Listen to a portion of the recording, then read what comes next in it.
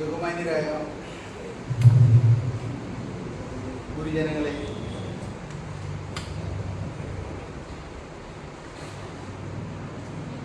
സദാനന്ദൻ സാറിൻ്റെ 7ാമത്തെ പുസ്തകത്തിൻ്റെ റിലീസിനാണ് നമ്മളിവിടെ കൂടിയിരിക്കുന്നത്.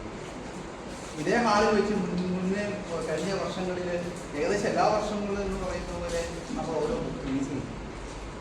അതിൽ അന്ന് നമ്മൾ ഒരുമിച്ച് ചേർന്ന പല ആളുകളും ഇന്നും ഇവിടെയുണ്ട്. സാറ് കാലിക്കറ്റ് യൂണിവേഴ്സിറ്റിയിൽ ദീർഘകാലം സേവനമനുഷ്ഠിക്കുകയും സാറിന്റെ തൂലികയിൽ നിന്നും പ്രത്യേകിച്ച് കാര്യമായ എഴുത്തുകളൊന്നും ഒഴിച്ചുകൊണ്ടായിരുന്നു. അത് എഴുതണ്ട എന്ന് സാർ ഒരു നിശ്ചയം ചെയ്തതുപോലെയായിരുന്നു ദീർഘകാലം. റിട്ടയർമെന്റിന് ശേഷം ഏകദേശം 15 വർഷങ്ങൾ കഴിഞ്ഞ് 70 വയസ്സോടു കൂടിയാണ് സാർ ആദ്യത്തെ ബുക്ക് റിലീസ് ചെയ്തത്. 2000 ആദ്യത്തെ സാർ എഴുതിയ book light of Shrimad Bhagavad Gita എന്നൊരു ബുക്കായിരുന്നു. അതിൻ്റെ ഇംഗ്ലീഷ് പതിപ്പ് ഓൺലൈനിൽ thelightofgeeta.co.in എന്ന സൈറ്റിൽ ഇപ്പോഴും അത് ഫ്രീ ആയിട്ട് അവൈലബിൾ ആണ്. ലോകം മുഴുവനും ആളുകൾ ആ പുസ്തകം വായിക്കുന്നുണ്ട്.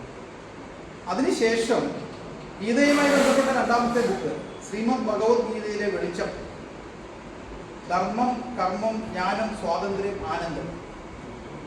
അതിനെക്കുറിച്ച് 2016 സാർ ആദ്യത്തെ ബുക്ക് എഴുതി പബ്ലിഷ്. അതിൻ്റെ കോപ്പി നമ്മുടെ പലരുടെയും കയ്യിലുണ്ടാവും. അപ്പോൾ ആ പുസ്തകത്തിലൂടെയാണ് ആദ്യമായിട്ട് സദാനന്ദൻ സാറിൻ്റെ ആത്മീയജ്ഞാനത്തിൻ്റെയും തത്വജ്ഞാനത്തിൻ്റെയും സാമൂഹ്യ ജ്ഞാനത്തിൻ്റെയും ഒരു നൂറുവെളിച്ചം നമ്മളിലേക്ക് ആദ്യം പകർന്നു തരുന്നത്.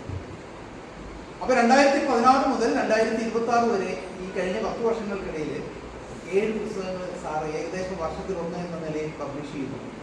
അത് വലിയൊരു റിട്ടയർമെന്റ് കഴിഞ്ഞ് സ്വസ്ഥതയിലിരിക്കുന്ന ആളുകളെ സംബന്ധിച്ചിടത്തോളം ഈ തുടർച്ചയായി പഠനങ്ങളിൽ ഏർപ്പെടുക, ധാരാളം ക്ലാസ്സുകൾ എടുത്തിട്ടുണ്ട് ഇവിടെ കുട്ടികൾക്ക്. അതേപോലെ തന്നെ ഇത്രയും ഗഹനമായ വിഷയങ്ങളെ കുറിച്ച് വ്യത്യസ്തമായി വളരെ ആഴത്തിൽ എഴുതി നമുക്ക് തരിക എന്നുള്ളത് ഒരു സാധാരണഗതിയിൽ നടക്കുന്ന അല്ലെങ്കിൽ ആളുകൾ ചെയ്യുന്ന ഒരു കാര്യം. അപ്പൊ ഇതിൽ എന്തുകൊണ്ടാണ് സാറ് എഴുതാൻ തീരുമാനിച്ചതെന്ന് കൃത്യമായി പറഞ്ഞാൽ സാറ് തന്നെ നമ്മളോട് പറയും. പക്ഷേ ഈ എഴുതാനുള്ള തീരുമാനം അത് ശരിക്കും ലോകത്തിന് വളരെയധികം പ്രയോജനം ചെയ്തു എന്നുള്ള കാര്യത്തിൽ നമുക്ക് മാറുന്ന ഒരു സംശയമില്ല. ഓരോ പുസ്തകങ്ങളും അതിൻ്റെ കയ്യൊപ്പാണ്. ഓരോ പുസ്തകങ്ങളും അതിൻ്റെ ആഴത്തിലിറങ്ങി അതിൻ്റെ ഏറ്റവും ഉദാത്തമായ വിജ്ഞാന ഭാഗങ്ങൾ പൂർണ്ണമായി ഉൾക്കൊണ്ടുകൊണ്ട് അതിനെ ഏറ്റവും സരളമാക്കിക്കൊണ്ട് നമുക്ക് വേണ്ടി സാറ് എഴുതി തന്നുള്ളതാണ്. ഈ പുസ്തകങ്ങളെല്ലാം എല്ലാ പുസ്തകങ്ങളും വായിച്ച പലരും ഇവിടെ ഇരിക്കുന്നത് കൊണ്ട് അത് നമുക്ക് കൃത്യമായിട്ട് അറിയാൻ കഴിയും. അടുത്തതായി സാർ എഴുതിയത് ശ്രീമദ് ഭഗവത്ഗീത മാനവരാശിയുടെ വിളക്ക്. അത് 2019 2016 ശേഷം 3 വർഷങ്ങൾക്ക് ശേഷം 2019 അടുത്ത പുസ്തകമായ ശ്രീമദ് ഭഗവത്ഗീത മാനവരാശിയുടെ വിളക്ക്. അതിന് 112 തിരഞ്ഞെടുത്ത ശ്ലോകങ്ങൾ, ഭഗവത്ഗീതയിലെ 112 തിരഞ്ഞെടുത്ത ശ്ലോകങ്ങളെ പറ്റി അതിനെക്കുറിച്ച് അവഗാഹമായിട്ടുള്ള ഒരു എഴുത്താണ് സാറ് ഈ പുസ്തകത്തിൽ ശ്രീമദ് ഭഗവത്ഗീത മാനവരാശിയുടെ വിളക്ക് എന്ന സാറിന്റെ പുസ്തകത്തിൽ റിലീസ് ചെയ്തിരിക്കുന്നത്. അവിടെ സാറ് പ്രത്യേകിച്ച് ഒരു കാര്യം പറയുന്നുണ്ട്. സദ്ഗുരുക്കന്മാരിൽ നിന്നും വിനമ്രരായ ശിഷ്യരിലേക്ക് സ്നേഹത്തിന്റെ നീരുറവയായി ഒഴുകിയെത്തുന്നതാണ് ആത്മജ്ഞാനം. അപ്പൊ ആത്മജ്ഞാനം തേടി ഹിമാലയത്തിൽ പോകുന്നുണ്ട്, നമ്മൾ ലോകം മുഴുവനും ആത്മജ്ഞാനം തേടി പോകുന്നുണ്ടെങ്കിലും ആത്മജ്ഞാനം എല്ലാവരുടെയും കൈവശം ഉണ്ട് എന്നുള്ള ഉദ്ബോധനം കൃത്യമായി സാറ് ആ പുസ്തകത്തിൽ തന്നിട്ടുണ്ട്. അതുപോലെ തന്നെ മനഃശുദ്ധീകരണം, മനഃസംസ്കരണം തേടി വിശുദ്ധമായ മനസ്സിൽ ദിവ്യതയുടെ വെളിച്ചം തെളിയിക്കുകയാണ് മനുഷ്യ ജീവിതത്തിന്റെ ഉദാത്തമായ ഭാവം എന്ന് സാർ വ്യക്തമായി പറഞ്ഞു. അപ്പം നാം പല കർമ്മ മേഖലകളിൽ കൂടെ സഞ്ചരിച്ച് ഇവിടെ ഇരിക്കുന്ന നമ്മളിൽ എല്ലാവരും തന്നെ ഒരു ഭൂരിപക്ഷവും പ്രഭാതവും മധ്യാഹ്നവും കടന്ന് സായന്തനത്തിന്റെ പല സ്ഥാനമാനങ്ങളിലൂടെ കടന്നു പോകുന്ന ജ്ഞാനവൃദ്ധന്മാരായ ആളുകളാണ് അധികവും നമ്മുടെ ചുറ്റും. അപ്പോൾ വാർദ്ധക്യത്തോടൊപ്പം ജ്ഞാനം നേടുമ്പോൾ ചിലർക്ക് ജ്ഞാനം കൂടുമ്പോൾ വാർദ്ധക്യം നേരത്തെ വരുന്നു എന്നുള്ളതാണ് പലപ്പോഴും നമ്മൾ കാണുന്ന ഒരു ഡിവൈസം അതിനകത്ത് വരും. അപ്പോൾ എന്താണെന്ന് ചോദിച്ചാല് ഇത് ഈ ഭഗവത്ഗീതയെ കുറിച്ചുള്ള 3 ഗഹനമായ പഠനങ്ങൾക്ക് ശേഷം 4ാമത്തെ പുസ്തകമായി മനഃശാസ്ത്ര സമീക്ഷ 2021 മനഃശാസ്ത്ര സമീക്ഷ എന്ന പുസ്തകം സാർ റിലീസ് ചെയ്തു. ഈ മനഃശാസ്ത്ര സമീക്ഷ എന്ന പുസ്തകം തെളിഞ്ഞ മനസ്സിൽ നിന്നും ഒഴുകിയെത്തിയ വെളിച്ചമാണ് മനഃശാസ്ത്ര സമീക്ഷ എന്ന് അതിലെ അവതാരികയിൽ സഞ്ചരിച്ചു. അത് 100% 100ന് മേലെ കൃത്യതയുള്ള ഒരു സ്റ്റേറ്റ്മെന്റ് ആയിട്ട് ഞാനിത് വിശ്വസിക്കുന്നു. കാരണം മനഃശാസ്ത്രം എന്ന് നാം പറയുന്നു, കാലിക്കറ്റ് യൂണിവേഴ്സിറ്റിയിൽ മനഃശാസ്ത്ര ഡിപ്പാർട്ട്മെന്റ് ഉണ്ട്. ലോകത്തെല്ലാ യൂണിവേഴ്സിറ്റികളിലും മനഃശാസ്ത്രത്തിന് ഡിപ്പാർട്ട്മെന്റുകളുണ്ട്, പ്രൊഫസേഴ്സ് ഉണ്ട്. മനഃശാസ്ത്രം ഒരു വളരെ പ്രധാനപ്പെട്ട ഒരു പഠന മേഖലയാണ്. പക്ഷേ മനസ്സെന്താണെന്ന് കൃത്യമായി ഡിഫൈൻ ചെയ്യാൻ മനഃശാസ്ത്രത്തിന് ഇതുവരെ, വെസ്റ്റേൺ സൈക്കോളജിക്ക് ഇതുവരെ കഴിഞ്ഞിട്ടില്ല എന്നുള്ളത് വളരെ സങ്കടകരമായ ഒരു അവസ്ഥ. മനഃശാസ്ത്ര പഠനം ഇപ്പോൾ നമ്മൾ റിട്രോസ്പെക്റ്റീവായി അതിനെ കുറിച്ച് നോക്കുമ്പോൾ മനഃശാസ്ത്ര പഠനം വൈദ്യശാസ്ത്രത്തിലെ സൈക്യാട്രി, വെസ്റ്റേൺ സൈക്യാട്രി എന്ന് പറയപ്പെടുന്ന ഒരു ബ്രാഞ്ചിന്റെ അടിയിൽ സൈക്യാട്രിയെ സപ്പോർട്ട് ചെയ്യാനുള്ള, സൈക്യാട്രിസ്റ്റിനെ സപ്പോർട്ട് ചെയ്യാനുള്ള ഒരു വിഭാഗം ആളുകൾ മാത്രമാണ് സൈക്കോളജിസ്റ്റുകൾ എന്ന് നമുക്ക് പ്രായോഗിക തലത്തിൽ ഡോക്ടേഴ്സ് ആയിരിക്കുന്ന എല്ലാവർക്കും. അവിടെ തന്നെ സൈക്യാട്രിസ്റ്റ് ആണോ പ്രാധാന്യം, സൈക്കോളജിസ്റ്റിനാണോ പ്രാധാന്യം എന്ന് ചോദിച്ചാൽ കൃത്യമായ ഒരു ഉത്തരം ആർക്കും പറയാൻ പറ്റും. പലപ്പോഴും അവർ തമ്മിലുള്ള സംഘർഷം വളരെ രൂക്ഷമാണ്. പക്ഷെ മനസ്സെന്താണെന്ന് ചോദിച്ചാൽ ഇവർക്ക് ആർക്കും കൃത്യമായ ഒരു ഉത്തരവ്. അപ്പോൾ മനസ്സ് എന്താണ് എന്ന് കൃത്യമായി സദാനന്ദൻ സാർ മനഃശാസ്ത്ര സമീക്ഷ എന്ന പുസ്തകത്തിൽ 2019 വ്യക്തമായി എഴുതി വെച്ചിരിക്കുന്നു. അതായത് ഭാവസാന്ദ്രമായ ഊർജ പടലമാണ് മനസ്സ്. ഭാവസാന്ദ്രമായ ഊർജ പടലം, സൂക്ഷ്മത്തിൽ സൂക്ഷ്മമായ ശരീരത്തിന്റെ ഭാഗമാണ് മനസ്സെന്ന് ഒറ്റ സെന്റൻസിലൂടെ മനസ്സിന്റെ അടിസ്ഥാനം എന്താണെന്ന് കൃത്യമായി ഡിഫൈൻ ചെയ്ത ഏക പുസ്തകം മനഃശാസ്ത്ര സമീക്ഷ എന്ന പുസ്തകം. അപ്പോൾ ഈ മനഃശാസ്ത്ര സമീക്ഷ എന്ന ഈ പുസ്തകം പ്രപഞ്ചത്തിന്റെ സമസൂക്ഷ്മ തലങ്ങളാണ് മനസ്സ് എന്ന് പണ്ടൊരിക്കൽ GN പിള്ള സാർ പറഞ്ഞിട്ടുണ്ട്.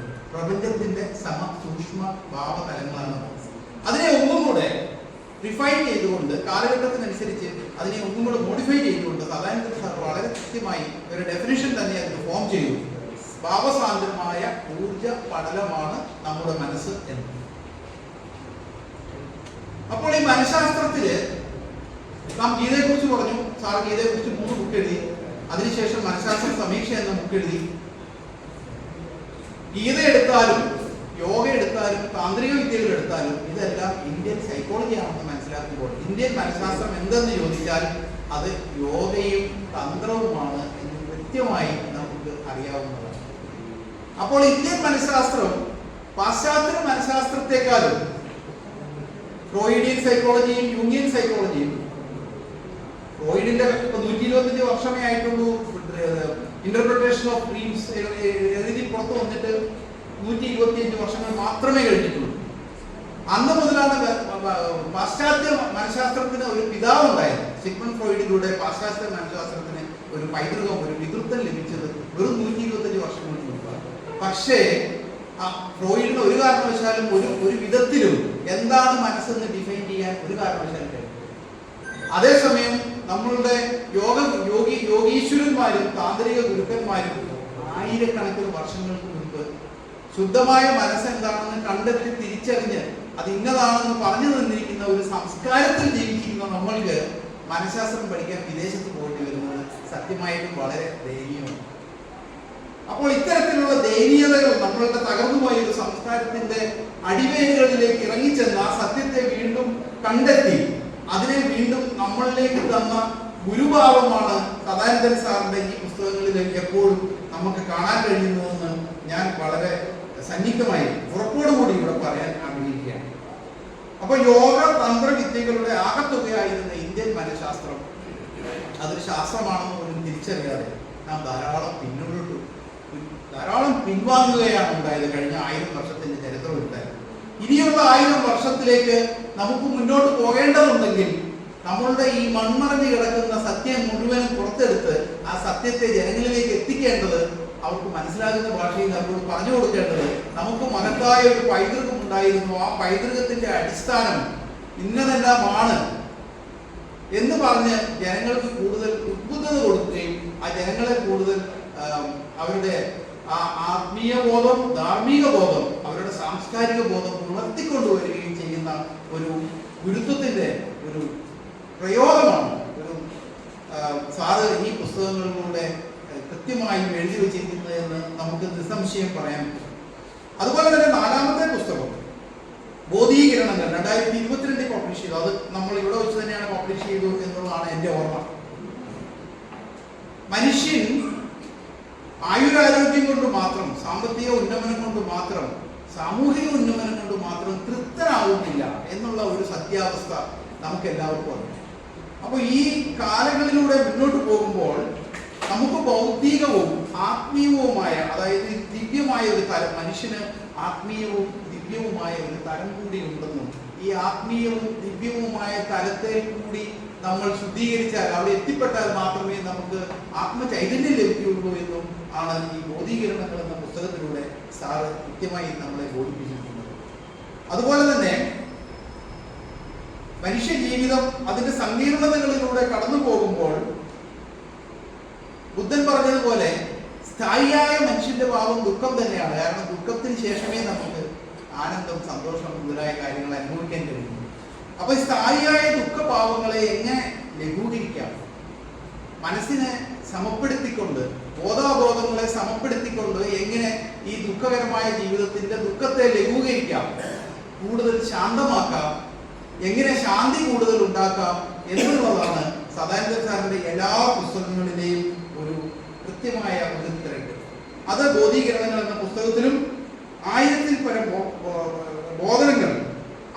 പരം ബോധനങ്ങൾ ഒരു കർണാവലിയായി ഈ പുസ്തകത്തിൽ, അതായത് ബോധീകരണങ്ങൾ എന്ന പുസ്തകത്തിൽ സാറ് കൃത്യമായി എഴുതിയിരിക്കുന്നു. സാറ് എഴുതിയ ഈ 7 പുസ്തകങ്ങളുടെ വ്യാപ്തിയും അതിന്റെ ഡെപ്തും അതിന്റെ വ്യാപ്തിയും നമ്മൾ പരിശോധിച്ചാൽ സാറിന്റെ ഈ പുറത്തറിയാതെ, ദീർഘകാലം പുറത്തറിയാതെ ഇരുന്ന ജ്ഞാനത്തിന്റെ അളവ് അത് എത്ര ഗംഭീരമാണ്. അതേപോലെ തന്നെ 5-ാമതായിട്ട് സാറ് പിന്നീട് എഴുതിയ പുസ്തകമാണ് മാനവ പുരോഗമനം. 2023 മാനവ പുരോഗമനം എന്ന പുസ്തകത്തിൽ സമ്മിശ്രമായ ജനനം മുതൽ മരണം വരെയുള്ള സമ്മിശ്രമായ സുഖദുഃഖ ലളിതമായ ജീവിതങ്ങൾ, അവിടെയും അന്വേഷണം എന്തെന്ന് ചോദിച്ചാൽ മനുഷ്യന്റെ പ്രധാന വികാരമണ്ഡലം അവന്റെ മനസ്സാവും. ഇതൊരു നമ്മൾ എത്ര കാലം ലോകത്ത് ജീവിച്ചാലും നമ്മളെല്ലാ കർമ്മമണ്ഡലങ്ങളിലൂടെ നീങ്ങുമ്പോഴും, നമ്മൾ ജോലി ചെയ്യുന്നു, കുടുംബം വളർത്തുന്നു, മക്കളെ വളർത്തുന്നു, എല്ലാം ചെയ്യുമ്പോഴും നാം വിചാരിക്കുന്നത് നമ്മളുടെ കർമ്മമണ്ഡലം യൂണിവേഴ്സിറ്റിയിലാണ്, ക്യാമ്പസിലാണ്, കോളേജിലാണ്, ഡിപ്പാർട്ട്മെന്റിലാണ് എന്നൊക്കെ നാം എപ്പോഴും ചിന്തിക്കുമ്പോഴും നമ്മുടെ കർമ്മമണ്ഡലത്തിന്റെ ബഹുഭൂരിപക്ഷവും നമ്മുടെ മനസ്സിൽ ചെറിയൊരു ഭാഗം മാത്രമേ നമ്മളുടെ ഭൗതികമായിട്ടുള്ള ഡിപ്പാർട്ട്മെന്റിലും ക്ലാസ് റൂമിലും അധ്യാപനത്തിലും ക്ലറിക്കൽ വർക്കിലും എല്ലാ തരത്തിലുമുള്ള നമ്മളുടെ വർക്കുകളിലും ജോലികളിലും നമ്മൾ കൊണ്ടുവരുന്ന കർമ്മമണ്ഡലം ചെറുതും നമ്മളുടെ മനസ്സിൽ നടക്കുന്ന കർമ്മഭാഗം വലുതുമാണ് എന്നുള്ള ഒരു തിരിച്ചറിവ് ഈ പുസ്തകത്തിൽ രസകരമായി നമുക്ക് പറയുന്നത്. അതൊരു തത്വജ്ഞാനത്തിന്റെ മാർഗമാണ്. തത്വജ്ഞാനത്തിന്റെ മാർഗത്തിൽ സഞ്ചരിക്കുന്ന വ്യക്തികൾക്ക് മാത്രം തിരിച്ചറിയാൻ കഴിയുന്ന ഒരു സത്യം. ആ സത്യം തിരിച്ചറിഞ്ഞ ഒരു തത്വജ്ഞാനിയായിട്ടാണ് സാർ ആ പുസ്തകത്തിൽ നമ്മുടെ മുന്നിൽ പ്രത്യക്ഷപ്പെട്ടത്. അപ്പൊ ഇങ്ങനെയുള്ള നാം തിരിഞ്ഞു നോക്കുമ്പോൾ മാനവ പുരോഗമനത്തിന് ജനനം മുതൽ മരണം വരെയുള്ള മനുഷ്യന്റെ അവസ്ഥകളെ കുറിച്ച് സാറ് എഴുതിപ്പോയപ്പോൾ സാറ് സ്റ്റേറ്റ്മെന്റ് കൊടുക്കുന്നുണ്ട്. തിരിഞ്ഞു നോക്കുമ്പോൾ വാർദ്ധക്യം ശാന്തമാകുന്നിടത്ത് ജീവിതം വിജയിക്കുന്നു. വാർദ്ധക്യത്തിലെ ശാന്തി ജീവിതത്തിന്റെ ആകപ്പാടെയുള്ള ഫലപ്രാപ്തിയുടെ വിജയത്തിന്റെ ഒരു ഇൻഡിക്കേറ്ററാണ് വാർദ്ധക്യത്തിലെ ശാന്തി. കൗമാരത്തിലും യൗവനത്തിലും കർമ്മവും ക്രിയയും കൃത്യമായി ചെയ്തതിന് മാത്രം കിട്ടുന്ന ഒരു ഭാഗ്യമാണ് വാർദ്ധക്യത്തിൽ. അപ്പോൾ നമ്മുടെ ജീവിതം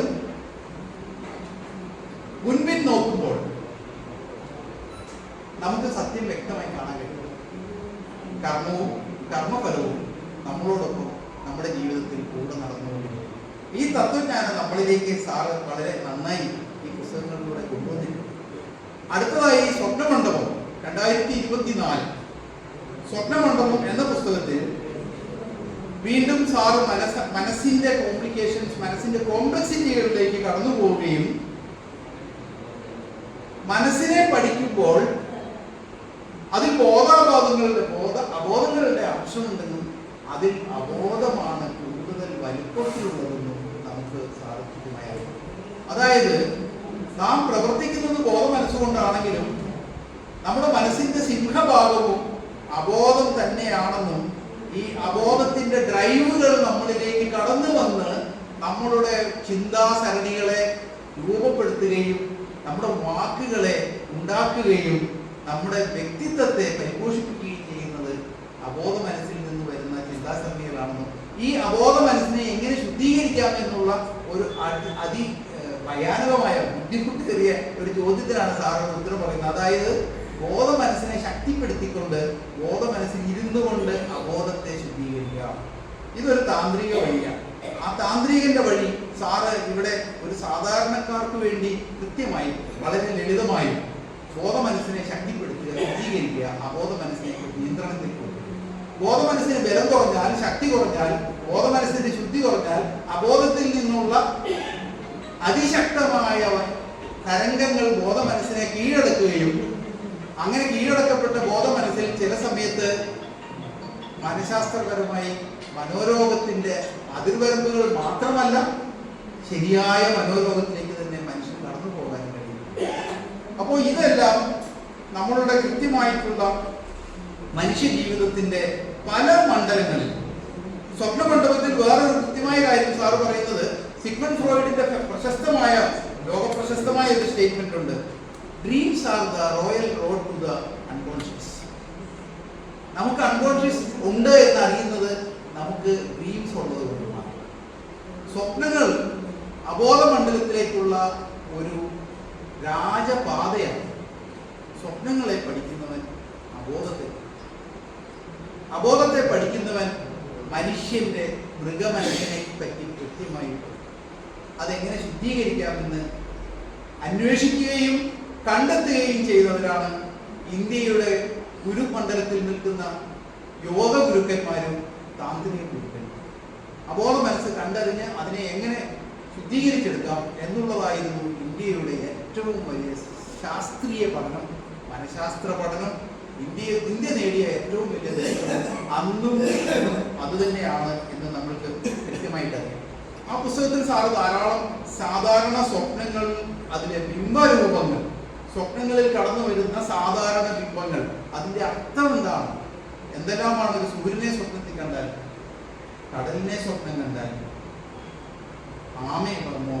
ഒരു സിംഹത്തെ സ്വപ്നം കണ്ടാൽ, ഒരു ആനയെ സ്വപ്നം കണ്ടാൽ, ഒരു പുലിയെ സ്വപ്നം കണ്ടാൽ, ഒരു പക്ഷിയെ സ്വപ്നം കണ്ടാൽ, അതൊരു തത്തയെ കണ്ടാൽ, എല്ലാത്തിനെയും കൃത്യമായ ബിംബാത്മകമായ അതിന്റെ അർത്ഥം ആ പുസ്തകത്തിൽ വളരെ വൃത്തിയായി സാർ എഴുതി വെച്ചിട്ടുണ്ട്. അതെല്ലാവരും ഒരു തവണ വായിക്കണം. ഞാൻ നിങ്ങളോട് എല്ലാവരോടും റിക്വസ്റ്റ് ചെയ്യാണ്. ബിക്കോസ് നമുക്ക് നമ്മുടെ സ്വപ്നങ്ങളെ കുറിച്ച് തന്നെ പല സമയത്തും ഒരു ഏകദേശം ആശയം കിട്ടാൻ ഇത് വളരെയധികം സഹായിക്കും. അതുപോലെ 500-ൽ പരം ഒറിജിനൽ ഡ്രീംസ് ഈ പുസ്തകത്തിൽ സ്വപ്നമണ്ഡപത്തിൽ 500-ൽ കൂടുതൽ മനുഷ്യർ കണ്ട സ്വപ്നങ്ങൾ, നമ്മളെ പോലെ പല ആളുകൾ കണ്ട സ്വപ്നങ്ങൾ അവരിൽ നിന്ന് ശേഖരിച്ച് ആ സ്വപ്നങ്ങളുടെ പലതരത്തിലുള്ള പ്രാധാന്യപരമായിട്ട് അതിനെ എങ്ങനെ ഡിവൈഡ് ചെയ്യാം, അതിനെ എങ്ങനെ കൃത്യമായി അനലൈസ് ചെയ്യാം എന്ന് സാറ് പറഞ്ഞിട്ടുണ്ട്. അത് മാത്രമല്ല, അതിന്റെ 2 കാര്യങ്ങൾ വളരെ വിശേഷിച്ച് പറയാൻ ഞാൻ ആഗ്രഹിക്കുന്നു. ഒന്ന്, ഈ സ്വപ്നങ്ങളിൽ ഡിവൈൻ ഡ്രീംസ്, ദർശനങ്ങൾ, ഡ്രീം അനാലിസിസിന് ഇതുവരെ ലോകത്ത് ആരും ഉൾപ്പെടുത്താത്ത 2 ഹെഡിങ് ആ പുസ്തകത്തിലുണ്ട്. How to interpret divine, how to interpret regular dream analysis in a regular anxiety dream or a normal dream. പക്ഷെ അതിനപ്പുറത്തേക്ക് ഇതുവരെ ആരും കാണാത്ത ഒരു തലം കൂടെ ആ പുസ്തകത്തിൽ സാധാരണ ചെയ്തിട്ടുണ്ട്. അത് ബേസിക്കലി ഇതാണ്, 2 കാര്യങ്ങളാണ്. ഒന്ന്, ദിവ്യമായ സ്വപ്നങ്ങൾ എന്താണ്, ഡിവൈൻ ട്രൂത്ത്സ് ആണ്. അത് എന്തുകൊണ്ട് വരുന്നത്? ആർക്ക് കിട്ടി? യോഗികൾക്കുണ്ടാകുന്ന ദിവ്യമായ വെളിച്ചത്തിൽ പൊതിഞ്ഞു നിൽക്കുന്ന ദർശനങ്ങളാണ് ദിവ്യ സ്വപ്നങ്ങൾ എന്ന് സാറ്. അപ്പൊ ഇത്തരത്തിൽ നമ്മൾ സാധാരണ അറിയാൻ പറ്റാത്ത, കേൾക്കാൻ പറ്റാത്ത, സ്റ്റാൻഡേർഡ് സൈക്കോളജിയിൽ വരാത്ത കാര്യങ്ങൾ സ്വന്തം അറിവിലൂടെ, സ്വന്തം അനുഭവത്തിലൂടെ നമ്മൾക്ക് സാറ് അതിൽ പകർന്നു തന്നിട്ടുണ്ട്. അതോടൊപ്പം തന്നെ വളരെ പ്രധാനപ്പെട്ട ഒരു കാര്യവും കൂടെ സാർ ആ പുസ്തകത്തിൽ എഴുതിയിട്ടുണ്ട്. ക്ഷേത്ര മനസ്സ് എന്നുള്ള ഒരു കൺസെപ്റ്റ്. ക്ഷേത്ര മനസ്സ്. അമ്പലങ്ങളിൽ പോയി തിരികെ വരുന്ന ഭക്തന്മാർക്ക് പലപ്പോഴും അമ്പലവുമായി ബന്ധപ്പെട്ട ദേവീ ദേവ ദർശനം സ്വപ്നത്തിൽ വരുന്നുണ്ടെങ്കിൽ അത് എന്തുകൊണ്ടാണ്? അവിടെയാണ് അമ്പലങ്ങൾക്ക് ഒരു മനസ്സുണ്ട്. there is a mind. ഒരു മനുഷ്യന് മനസ്സുള്ളതുപോലെ ഒരു അമ്പലത്തിലും ആ അമ്പലത്തിലെ മൂർത്തിക്കും ഒരു ദിവ്യമായ മനസ്സ് ക്രിയേറ്റ് ചെയ്യാൻ കഴിയും. അതെന്തുകൊണ്ടാണെന്ന് സാറ് വളരെ ഭംഗിയായി ഭക്തന്മാരായവരും ഭക്തന്മാരല്ലാത്തവരും ഒരുപോലെ വായിച്ചാൽ അത് പ്രയോജനകരമാണ്. പല കാര്യങ്ങളിലും ഉണ്ടാകുന്ന സംശയം പല സമയത്തും മാറ്റിയെടുക്കാൻ വളരെ പ്രയോജനമായി. ഇതിനെല്ലാം ശേഷം ഇപ്പോൾ നാം കടന്നു വന്നിരിക്കുന്നത് പുതിയ ഈ പുസ്തകമായ ചിന്തയിലെ വെളിച്ചം. ഈ 7ാമത്തെ പുസ്തകത്തില് മനുഷ്യ മനസ്സിന്റെ അബോധ ചോദനകളെ എങ്ങനെ സംസ്കരിക്കാമെന്നും അതിനുള്ള വഴികൾ എന്താണെന്നും സാറ് ഈ പുസ്തകത്തിന്റെ പല താളുകളിലൂടെ വീണ്ടും വീണ്ടും പറഞ്ഞു. മനുഷ്യന്റെ വേദനകളെയും ദുഃഖങ്ങളെയും എങ്ങനെ ലഘൂകരിക്കാമെന്ന് വീണ്ടും പഴയ പുസ്തകങ്ങളിൽ ചില സമയങ്ങളിൽ പറഞ്ഞിട്ടുണ്ടെങ്കിലും അതിനെ വീണ്ടും ക്രോഡീകരിച്ചുകൊണ്ട് കൂടുതൽ ദീപ്തമാക്കിക്കൊണ്ട് ഈ പുസ്തകത്തിൽ സാർ എഴുതിയിട്ടുണ്ട്. മനുഷ്യവർഗത്തിന്റെ ഭൗതിക പുരോഗമനം ചിന്തയുടെ വികാസത്തോട് ബന്ധപ്പെട്ടു. ഈ ചിന്തിക്കാനുള്ള നമ്മളുടെ ഈ കഴിവ്, ചിന്തിക്കാനും ഡിബേറ്റ് ചെയ്യാനും ധാരണകൾ ഉണ്ടാക്കാനുമുള്ള മനുഷ്യന്റെ കഴിവ്, ഈ കഴിവിനെ എങ്ങനെ പരിപോഷിപ്പിച്ചെടുക്കാം എന്നുള്ളത് തത്വചിന്താപരമായി മനുഷ്യന്റെ പുരോഗമനത്തിലെ ഏറ്റവും ഗഹനമായ ഒരു വിഷയമായി ഇന്ന് നാം സംസാരിച്ചാലും 2500 വർഷം മുമ്പ് ഗ്രീസിൽ സോക്രട്ടീസും പ്ലേറ്റോയും ഇതേ വിഷയം തന്നെയാണ് സംസാരിച്ചത്. ഒരിക്കലും പുതുമ നഷ്ടപ്പെടാത്ത വിഷയമാണ്. കാരണം ആ കാലത്തിനനുസരിച്ച് എന്ത് മാറ്റം ആവശ്യപ്പെടുന്നു ചിന്തയിലും ചിന്തയുടെ വളർച്ചയിലും കാലത്തിനനുസൃതമായ മാറ്റം മനുഷ്യൻ കൊണ്ടുവരാൻ കഴിയുമ്പോൾ മാത്രമേ മനുഷ്യൻ സാംസ്കാരികമായി പുരോഗതി നേടുന്നു. സാംസ്കാരികമായി പുരോഗതി ഇല്ലാതെ വന്നാൽ നാം ഒരേ ഒരു പോയിന്റിൽ, നമ്മൾ എവിടെ നിൽക്കുന്നോ നാം അവിടെ 100 years 100 വർഷം മനുഷ്യവർഗം ഒരേ പോയിന്റിൽ നിന്നാൽ അധോഗതി ഉറപ്പായും ആരംഭിച്ചു എന്ന് തന്നെയാണ് അതിന്റെ. ഈ പുസ്തകത്തില് 6 അധ്യായങ്ങളാണുള്ളത്. ഒന്ന് മനുഷ്യൻ, മനസ്സ്, ചിന്ത, സ്വപ്നം, ഭാഷ. 2ാമത്തെ അധ്യായം സംസ്കാരവും മൂല്യങ്ങളും. 3ാമത്തെ അധ്യായത്തിൽ വ്യക്തി, കുടുംബം, സമൂഹം, നിയമവ്യവസ്ഥ. 4ാമത്തെ അധ്യായം രാഷ്ട്രീയം, ഭരണം. 5 തത്വചിന്ത. 6ാമത്തെ അധ്യായത്തിലാണ് ആത്മീയത, ആചാരങ്ങൾ. അപ്പോൾ അതിൽ സാറ് വളരെ കൃത്യമായ ഒരു കാര്യം പറയുന്നുണ്ട്. നല്ല ആചാരങ്ങൾ ചെയ്തുകൊണ്ടിരുന്നാൽ നല്ല ആചാരങ്ങൾ മനസ്സിനെ ശുദ്ധീകരിക്കാൻ എപ്പോഴും നാം മതങ്ങളെ എത്ര തള്ളിക്കളഞ്ഞാലും മനുഷ്യ മനസ്സിൽ ആചാരങ്ങൾ കൊണ്ടുവന്ന് മനുഷ്യന്റെ മൃഗീയ ഭാവത്തിന്റെ വലിയൊരു അംശം കുറച്ചു കൊണ്ടുവന്നതിന് മതങ്ങളുടെ പങ്ക് എന്നും വളരെ ഉന്നതമാണ്. കാലക്രമത്തിൽ അതിൽ ധാരാളം അപജയങ്ങളുണ്ടായെങ്കിലും മനഃശാസ്ത്രം മതം കടന്നു വന്നപ്പോൾ 3000 വർഷം 4000 വർഷങ്ങൾ 2000 വർഷം മുമ്പ് മതങ്ങൾ കടന്നു വന്നപ്പോൾ അത് ഏറ്റവും വലിയ ഒരു റെവല്യൂഷൻ ആയിട്ട് തന്നെയാണ് പറയുന്നത്. നാം ഇപ്പോൾ ഒരു ആൻഡ്രോയിഡ് ഫോണിന്റെ റെവല്യൂഷൻ അനുഭവിക്കുന്നത് പോലെ തന്നെയാണ് അന്നത്തെ മനുഷ്യരുടെ മനസ്സിൽ മതങ്ങൾ കൊണ്ടുവന്ന ഒരു റെവല്യൂഷൻ. പക്ഷേ കാലം എല്ലാത്തിനെയും മാറ്റിമറിക്കുന്നു, നമ്മുടെ ബോധത്തെയും മാറ്റിമറിക്കുന്നു. ഇതിൽ സാറ് 2 കാര്യങ്ങളും കൂടെ വ്യക്തമായി പറഞ്ഞിട്ടുണ്ട്. ഇന്ദ്രിയങ്ങൾ അറിവിന്റെ വാതായനങ്ങളാവുന്നു. നമ്മുടെ മനസ്സിന് ഓപ്പറേറ്റ് ചെയ്യണമെങ്കിൽ നമ്മുടെ പഞ്ചേന്ദ്രിയങ്ങൾ ശുദ്ധമായി ഇരിക്കുകയും പഞ്ചേന്ദ്രിയങ്ങളിലൂടെ സംജ്ഞകൾ കൃത്യമായി സ്വീകരിക്കുകയും ചെയ്യേണ്ടതുണ്ട്. അപ്പോൾ ഈ ഇന്ദ്രിയങ്ങളുടെ ഷാർപ്നെസ് മനസ്സിന്റെ ഷാർപ്നെസ്സുമായി. അതേപോലെ മനോരോഗ ബീജങ്ങൾ, കോംപ്ലക്സുകൾ കുട്ടിക്കാലത്ത് കുട്ടികളുടെ മനസ്സിലേക്ക് കടന്നു വരുന്ന നെഗറ്റീവ് എനർജിയുടെ ഋണ എനർജിയുടെ അതൊരു കെട്ടുപാടായി മാറുകയും ആ കെട്ടിനെ ഒരു ഗ്രന്ഥിയായി മാറുകയും അതൊരു കോംപ്ലക്സ് ആയി മാറുകയും അത് ഒരു രോഗബീജമായി നമ്മുടെ മനസ്സിൽ കിടക്കുകയും അത് ജീവിതകാലം മുഴുവൻ നമ്മുടെ ഒരു മനോരോഗത്തിന്റെ അംശം നമ്മുടെ ഉള്ളിൽ മെയിൻറ്റെയിൻ ചെയ്യുകയും അതെങ്ങനെ അഴിച്ചു കളയണം, ഇതിനെ എങ്ങനെ അഴിച്ചുകൊണ്ടാണ് സമാധാനം അഥവാ ശാന്തി നേടാൻ കഴിയുന്നത് എന്ന് സാറ് നന്നായി ഈ പുസ്തകത്തിൽ എഴുതിയിട്ടുണ്ട്. നമ്മുടെ എല്ലാ കോംപ്ലക്സുകളും കുട്ടിക്കാലത്ത് തന്നെ ഫോം ചെയ്ത് കഴിഞ്ഞു. അത് ഫോം ചെയ്ത് കഴിഞ്ഞത് അവിടെ നിൽക്കുന്നു, അവിടെ നിലനിൽക്കുന്നു, അവസരം കിട്ടുമ്പോൾ കൂടുതൽ വളം സ്വീകരിക്കുന്നു, വളർന്നു വരും. അതിനെ എങ്ങനെ അതിൻ്റെ വേര് മുറിക്കാം എന്നുള്ളത് ഒരു വലിയ മനുഷ്യന്റെ വളർച്ചയിൽ മനുഷ്യന്റെ ശാന്തി തേടുമ്പോൾ മനുഷ്യൻ കണ്ടെത്തുന്ന പ്രധാനപ്പെട്ട പ്രശ്നങ്ങളാണ് ഇവയെല്ലാം. അതിനെല്ലാമുള്ള പ്രായോഗികമായ ഉത്തരങ്ങൾ സാറ് ഈ പുസ്തകത്തിൽ ചിന്തയിലെ വെളിച്ചം എന്ന തൻ്റെ ഈ പുസ്തകത്തിൽ നമുക്ക് എഴുതി വെച്ചിട്ടുണ്ട്. അതേപോലെ തന്നെ ബോധം വളർത്താനുള്ള ആചാരങ്ങൾ കൊണ്ട് മനസ്സിനെ വിപുലീകരിക്കാൻ കഴിയും എന്ന് വീണ്ടും വീണ്ടും ഒരു അമ്പലത്തിന്റെ ചുറ്റും 1000 വിളക്കുകൾ തെളിയുമ്പോൾ അത് കാണുന്ന ഭക്തന്റെ മനസ്സിലും ഒരു വെളിച്ചം തെളിയും.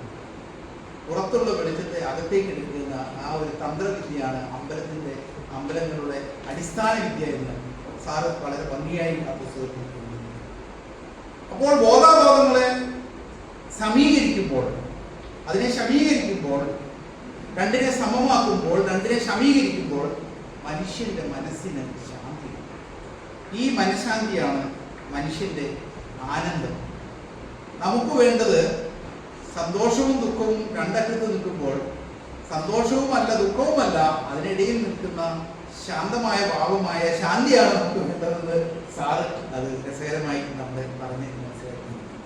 ഇത്രയും ജീവിതാനുഭവങ്ങളുള്ള ഇവിടെ ഇരിക്കുന്ന മഹത്വത്തിന്റെ പല തലങ്ങളിലൂടെ കയറിപ്പോയ, വിജ്ഞാനത്തിന്റെ തലങ്ങളിലൂടെ കയറിപ്പോയ, ജ്ഞാനബോധം നേടിയ ആളുകൾക്ക് ഇത് വളരെ എളുപ്പത്തിൽ മനസ്സിലാക്കാവുന്ന ഒരു കാര്യമാണ്.